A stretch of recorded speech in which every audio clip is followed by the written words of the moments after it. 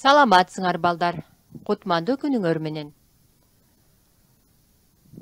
Кезектеги сабагыбызды баштайбыз. Сабакка даярсыңарбы балдар? Анда эмесе баарыбыз окуу китептериңерди, калем саптарыңарды алып, бери жакыныраак келгиле. Анда эмесе биз сабагыбызды баштайлы. Бүгүн сабакта балдар, силер этиш, анын грамматикалык түзүлүшүнө карай бөлүнүшү, жөнөкөй жана татаал этиштер жөнүндө маалымат аласыңар. Жакшылап көңүл буруп окула балдар. Демек биз кезектеги сабагыбызды уланттык. Буга чейин биз кыргыз тилиндеги сөз түркүмдөр боюнча таанышып келатканбыз. Демек азыр каяка жетиптирбиз? 5-чи сөз түркүмү этиш жөнүндө маалымат алат экенбиз.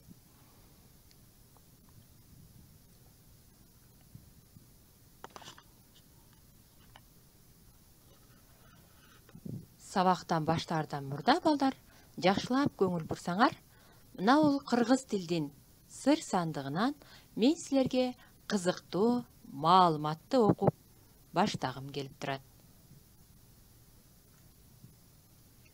Бул сандыкта мына ушундай кызыктуу текст берилген. Кыргыз жазуучуларынын ичинен биринчилерден болуп балдарга арнап китеп жазган Кусейин Эсенгожоев экенин билесиңби? Ал ушунчалык чыгармачыл адам болгон. Ал кыргыз адабиятында фантастикалык чыгармаларды да биринчилерден болуп жазган. Торпоктун терисин ийлеп, торпокту баарыбыз билебиз, музоо чоңойгондон кийинки торпок деп атайбыз. Демек, торпоктун терисин ийлеп, шар жасап, асманга учурууга аракеттенгендигин замандаштары айтып эскеришет. Ал эми мына ошол аракетине таасирленип, 3-чү шар аттуу фантастикалык чыгармасын жазып, балдарга тартуулаган. Текст кызыктуу экен балдар. Бул 3-чү шар деген чыгарманы биз кыргыз адабият сабагынан өтө кызыгуу менен окуганбыз. Силерге абдан жаккан чыгарма, биринчи кыргыз фантастикалык чыгармасы. Демек, балдар жазуучусу Эсенгожоев жөнүндө кызыктуу текст экен.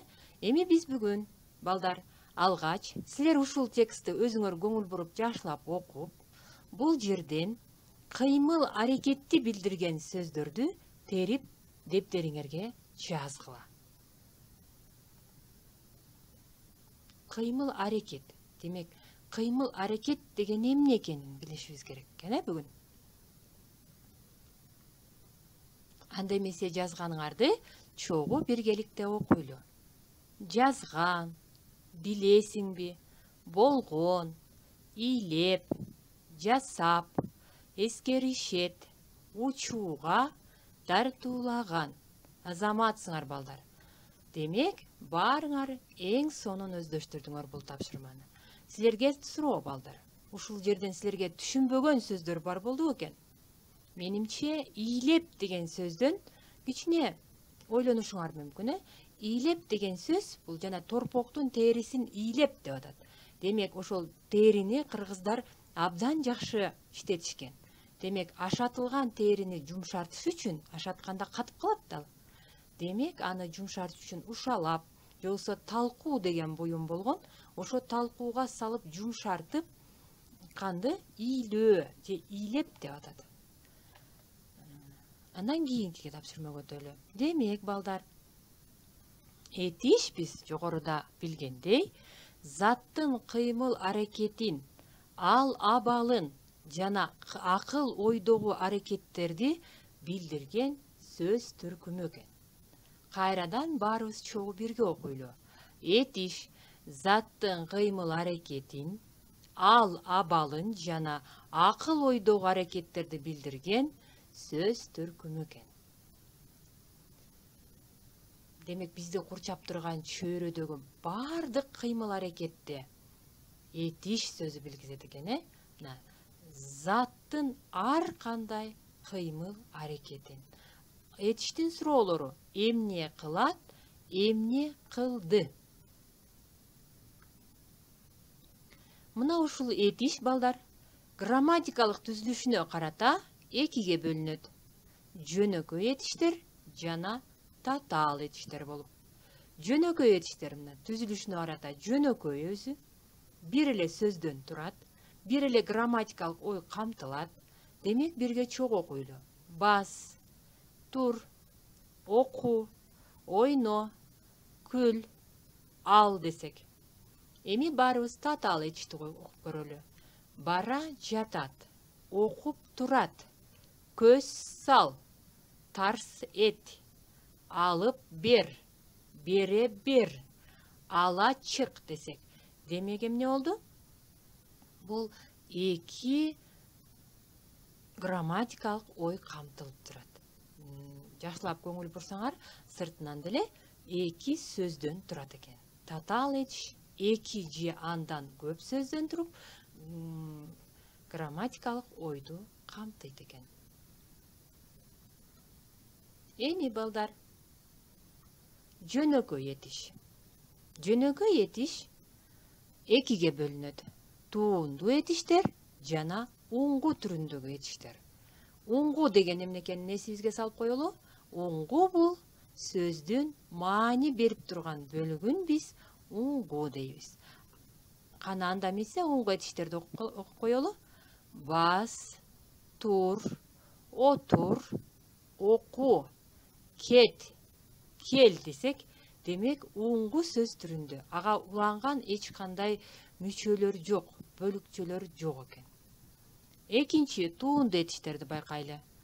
Окуба, жазыш, ырда, орон, каттал, чачыра.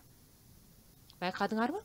Оку деген бөйрөк этишке этиштин терс формасы уланып, ба деп, оку ба. Демек, уңгуга мүчө уланып жасалса, бул эмне болот экен? Туунду этиш. Жаз десек, биринчиден жаз бул кыймыл аракет, бир нерсени жаз, же болбосо жаз мезгили, мынага ыш деген мүчө жалганып, кош мамиле жалганып, жазыш пайда болду. Мына ушинтип ар бирөөнө көңүл буруп карап чыгалы балдар, Татаал этиш. Татаал этиштер эми негизги этиш, анан жардамчы этиш болуп экиге бөлүнөт экен. Негизги этиштер чогуу биргеликте окуйбуз балдар. Окуп, сүйлөп, ойноп, күлүп, айтып, ойдун негизин билдирет экен, кыймыл аракеттин негизин билдирет экен. Ал эми жардамчы этиш болсо, ага кошумча кыймыл аракет берет экен. Эми карап көрөлү. Мисалы, Айнура китеп окуп жатат. Айнура жатат десек башка түшүнүк, Айнура окуп жатат десек мына кошумча түшүнүк. Демек, негизги этишке жардамчы этиш кошумча ой берет экен.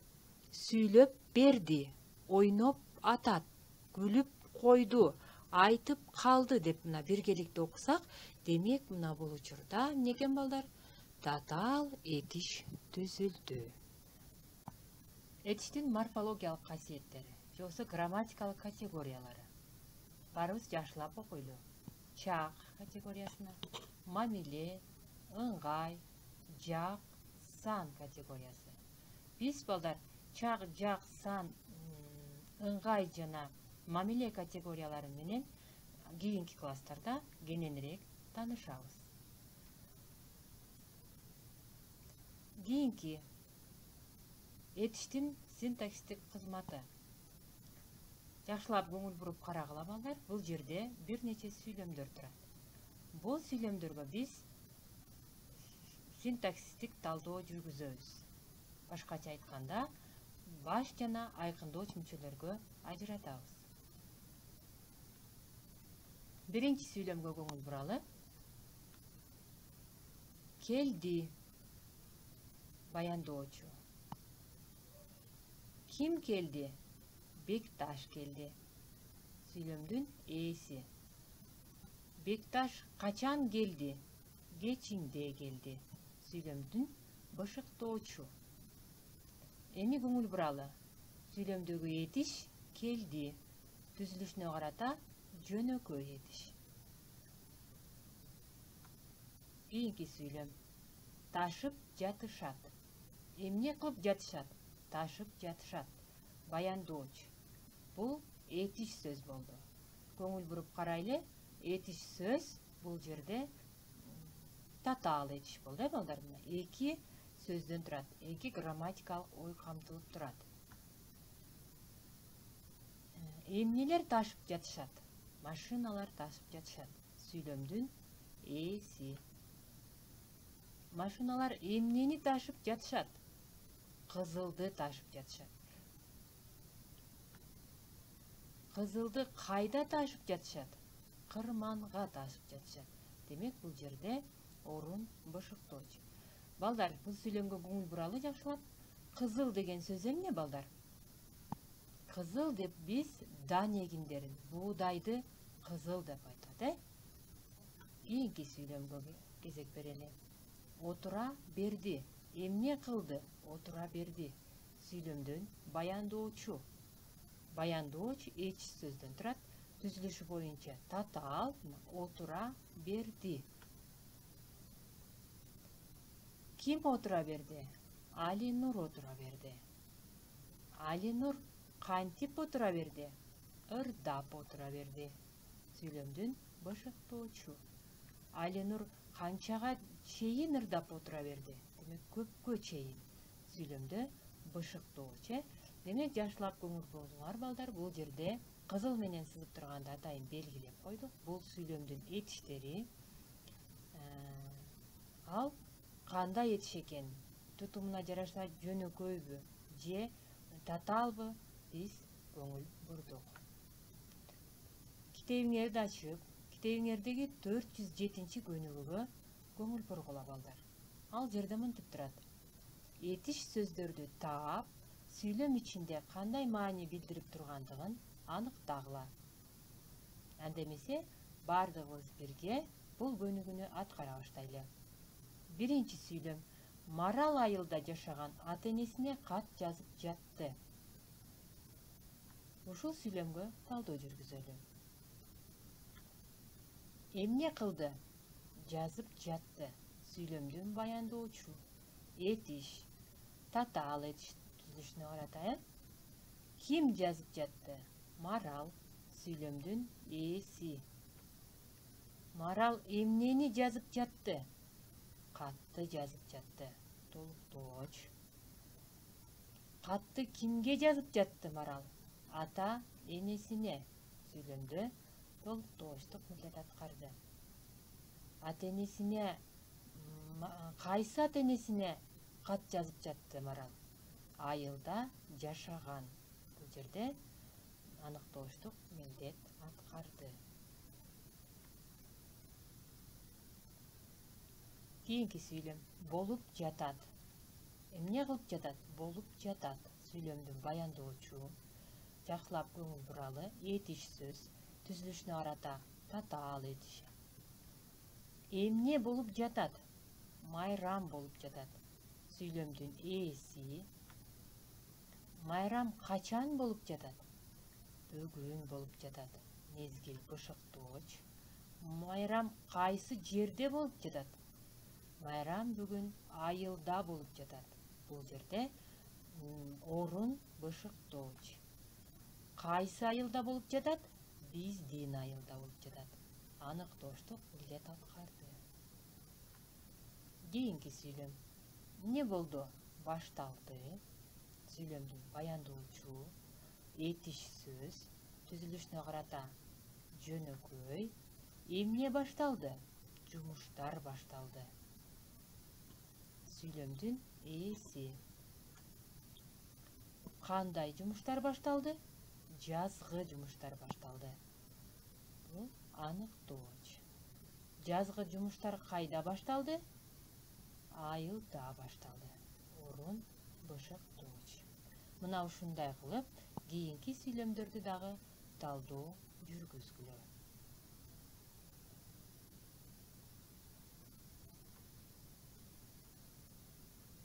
Эми балдар, кергиле бардыгыбыз чогуу Бүгүнкү сабакта алган билимибизди бышыктоо максатында төмөнкү сүрөттөргө көңүл буралы. Биринчи сүрөттө бул Кыргызстандын тоолорунда жашаган сейрек кездешүүчү жаныбарлардан бири, кыргыздардын сыймыктуу жаныбары десек болот, биз сыймыктанган. Бул ак илбирстер. Сүйлөмдө окуйлу.